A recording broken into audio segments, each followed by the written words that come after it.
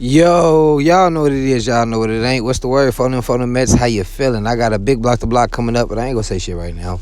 I'm just gonna focus on the topic we have at hand, and that's everything that's going on with this O Block 5, really O Block 5+1, you feel me, with the alley-oop edition type shit. They got this trial coming up. Well, the trial's already pretty much wrapping up, and the verdict should be coming in no later than Monday or sometime next week. Right now, everything is pretty much hung. The jury's hung. They can't make their decision. I think it was this Wednesday when the judge told the jury that they have until this Friday, or then Monday. Then after Monday, it would be declared as a mistrial.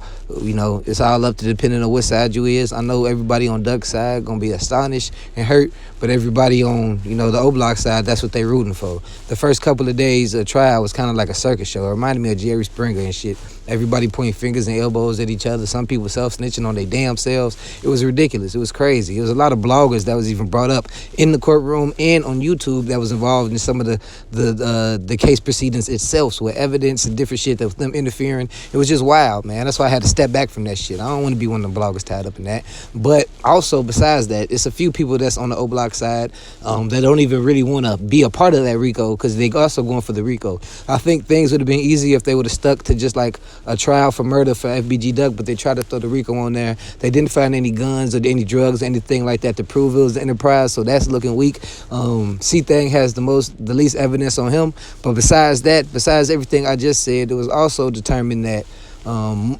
want to keep saying allegedly, but this was after the shooting of FBG Duck was seen and broke down, that Muwop and Zell, the guy who unfortunately killed himself, RIP that young man, they was the first two seen getting out of the car, and they was identified as the first two shooters, and they believe Zell killed himself because of what's going on with the case. I reported on that as well. But also, don't forget, buddy, lil bro DCG had a baby with the girl he was with, and he thought that baby was him. So on top of all that shit, he probably didn't want to go down for life, didn't have any kids, thought he at least made one. Who knows what his mental was like. People want to say conspiracies, yada yada bing, boop, blah, blah, blah. They ain't got shit to do with me, folks. That's just a bunch of jibber job. I don't deal with conspiracies.